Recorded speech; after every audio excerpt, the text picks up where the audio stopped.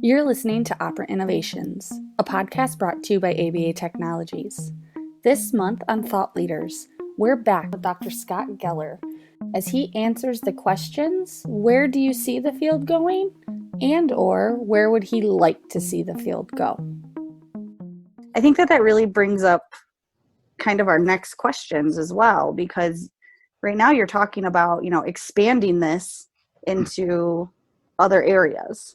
And throughout all of this, you've been talking about expanding and how can we expand and how can we really, how can we really make changes for larger groups of people? So where do you, potentially see the field going where do you currently see the field going, or where would you like to see the field go? Well, Shauna, I have always felt that the field is more narrow than it needs to be. Remember back in 1990, I was asked to be the editor of JABA because Brian Iwata and John Bailey realized that we need to expand the field. And they realized that my behavior, my research was expanding the field. And I still feel that way. I mean, I think we have answers. We have strategies to improve human welfare. Now, I might say, let me give you a website, Geller, ac4p.com. Geller. I've written several books. Here's one, most recent one on parenting, how to be a more effective parent. And I've co-authored, my co-author is Angela Fortnier, who's a PhD student of mine, and now she's a professor. And we have one for schools, and each of these books, they're written for a different audience, of course, but each of these books show off basic principles of humanistic behaviorism. I mean, the principle number one, employ more positive consequences. And we all know that. We know that. And principle number two, recognize the power of observational learning. And we know that, but we have to teach the world that. How about this one? Use supportive and corrective feedback effectively. Can I just say something about that? We know how to give supportive feedback. We don't use it enough. People do not get enough appreciation. They don't get enough gratitude. By the way, that brings in another field of psychology called positive psychology, which relates to what we've been talking about. Positive psychologists have shown that gratitude is powerful. Why don't we do it more? Of course, that's a positive consequence. Okay, so we think this connection between positive psychology, humanistic behaviorism needs to be broader. We need to get out to the world because we know how to improve behavior.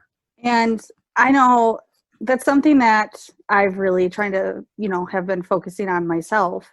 And when I was sat down and asked, what is your, everyone kind of has a focus. And like when you come into, your field, what is yours? And, at first when I entered the field, I thought I was so interested in working in schools. And I got to work in schools. I got to work in clinics. I got to work in home. I got to do community consulting. And then I realized I want to make a bigger change. And so I actually found out that, my focus is dissemination. And one way I do that is with, the jobs that I have, and also as, as a supervisor to students. And so I try to impact the next generation coming up as well, not only the general public, but one thing that I think that a lot of behavior analysts could potentially one thing that they could help with is kind of what's going on in the world. And I know that you and I have talked about this before, but you mentioned it earlier as well when you talked about, how we're writing, the language we're using, and who we're trying to reach. And one thing that you mentioned is you're like, yeah, you're not a fan of social media, but it has to do with that marketing aspect again. And that's a big thing going on in the world right now is when you go on social media, you can 100% see where individuals are getting their knowledge and their resources from. And I think that that's potentially a way that behavior analysts could try and help spread, you know, to actively care for people, and how we can do that, and how you can more effectively, you know, gain knowledge and where you can get that from, and even translating it. Because I've, you know, a lot of times the best I could do is offer to share journal articles. But it's like, I don't have any of these other resources to be like, yeah, look at this magazine, or look at this, or look at that. So I still think there's a lot that behavior analysts could do, especially with some of these social behaviors that are becoming more and more prevalent in the world that we're in right now. Absolutely. And I want to say that you can change your focus.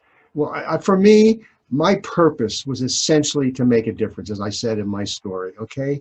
But the way I chose to do it certainly changed. I learned. For me, it was not cognitive psychology. For me, it wasn't just teaching at a university. Of course, that is, for me, has been very important. But for me, it's been bigger. How do I get to the world? I love the word dissemination. We're nothing if we don't disseminate what we know. And it's also continuous learning and continuously evolving. And I might say, I'm almost 80 years old, and so I don't have that much time left. And so what's going through my head is, Stephen Covey said this, what will they say at your funeral? Meaning, what will be your legacy? What will you do before you go? What will you have done to make the world a better place before you leave this place?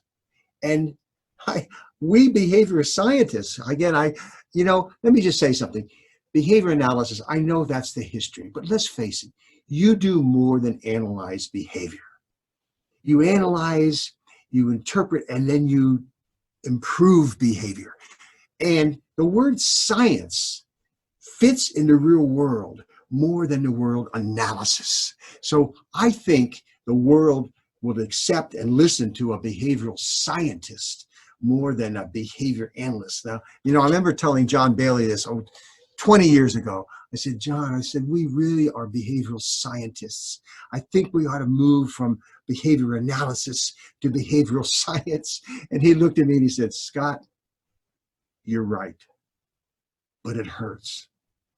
And it hurts because we have this history. So listen, you can still call your organization the same, but when you're out in the real world, call yourself a scientist, man. That's what you are. And you're here to apply science, behavioral science, to make the world a better place in various areas. And we have to, as I said, we have to go to that area, whether it's safety or health or whatever, go to that area and learn what those people need to know about what we know to make the world a better place. Well, and that's something too that from our past conversations, I have been trying to get better at using behavioral science as well.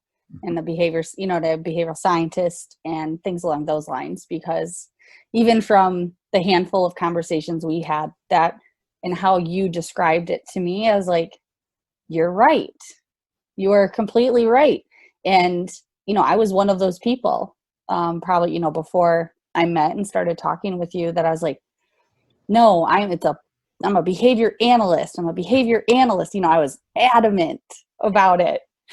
And then, but I really tried to take it upon myself to, listen to other perspectives. And I was like, no, you know what? That you are right. I don't need to be so dead set on somebody calling me a behavior analyst and the language that we're using, because we can, like you said, even in this, you said, we can still follow all of our principles, but make it more applicable. And we could use behavior analysis among our colleagues. Of course, we can still call it ABA and all that, but when we're out talking to the real world, What do you call yourself? And when they say, what do? You do behavioral science. You apply the technology of behavioral science to make the world a better place. And again, it's again, we discriminate. That is, we talk differently depending upon who we're talking to. And so that's really the point. And again, language can make a difference. You don't say change behavior, we say improve behavior. I ask my students in class, how many say, I got to go to class? It's a requirement, rather than, I get to go to class. It's an opportunity. And did you wake up to an alarm clock or an opportunity clock? Again, our language can make a difference. Again, the word consequence, that's a turnoff. Got to give you a consequence. Of course, I must say, I'm using that, but I call it a positive consequence. I gave a podcast not too long ago, and in fact, it was on a morning show this morning at 7 o'clock this morning, and I used the word consequence, and the host said, that's an oxymoron, isn't it? Positive consequence? That's an oxymoron, because he didn't think of a consequence as being positive. So that's something else we have to teach the world, and teach the world to use more positive consequences than negative consequences. Yeah, and it's really funny even thinking about that and how our terminology is used. There's so many times in courses that our professors are taking videos from TV shows or this or that and showing the misuse of our language. Yes. And it's like, I feel like sometimes we should take that as a hint that it's confusing to the general public. Yes. So I think that that's a really good takeaway and a really good idea and way to look at the future of behavior analysis is really the language that we're using. Shauna, take the word punishment. We know that that's misused all the time. It's not punishment unless it decreases the behavior it follows. So I must say that I correct that. I mean, I don't like to hear people misuse language that reflects our technology. Again, positive reinforcement is misused. The word punishment is misused. So I do think it's appropriate to teach people the proper use of the technology, even when we're talking in the real world. But I break it down. It's a positive consequence or a negative consequence. Are you a success seeker? Do you work to gain a positive consequence? Or are you a failure avoider, working to avoid an aversive consequence? And you're going to say, well, depends. And that's true. Sometimes you're one, sometimes you're the other. And here's our challenge, folks. How do we set it up so people are more likely to be a success seeker than a failure avoider? Now, that's language we don't typically use, but we can relate that. The public can relate. That's why we use more positive consequences, because we want success seekers rather than failure avoiders. And we have the science to back up that terminology. And is there anything else? Like, if you could just tell because a lot of the people who are listening to, the Operant Innovations podcast are between the ages of 18 and 35 is typically where the majority are. Is there anything else that you would like to tell them when they're thinking of the future and how they can really, start looking and seeing what or where they want their effect on the world to be? Wow. Well, first, be flexible. Don't get caught up in a narrow perspective. Be flexible and never stop learning. Read, read what's out there. And maybe you'll check out some of these books that take behavioral science to the real world. And I also want to thank you, Shauna. Gratitude is so important, and dissemination is so important. And the fact that you're taking your time to put us folks on this podcast to spread the world, to teach the world. So in a sense, you are our agent of change, our agent of improvement. And wow, thank you very much. And maybe that's another final thing to say is all of us should really recognize the power of gratitude. When's the last time you called up your mom or your dad or your grandparent or your child and you thanked them sincerely for what they do for you? And again, now I'm talking positive psychology, but it relates, Marty Seligman, the guy who started positive psychology, he does not know much about behavioral science. So I've taken on myself to try to teach him a little bit of behavioral science because we're all in this together. There's another point, we need to be more interdependent, especially these days, with COVID-19, we need to be more interdependent. We wear this mask, for example, and we wear this mask not for me, it's more for you. And I find it very disappointing that some people do not see that. So there's our job, folks. Let's teach people the value of actively caring for people and how our behavior can influence actively caring. And this is an actively caring behavior, putting on this mask. And let's teach people that. Let's become teachers of applied behavioral science. And again, Shauna, thank you, because I do appreciate this. Listen, if it wasn't for folks like you getting the word out, I'd be stuck in this ivory tower going nowhere, getting nowhere with this information. So thank you. Well, and I will also end on saying thank you, because just as an example of an upcoming project that you and I are working on, I sent an email probably last week or so, and I was like, I'm here to bug you again. And your response was, oh, you're not bugging me.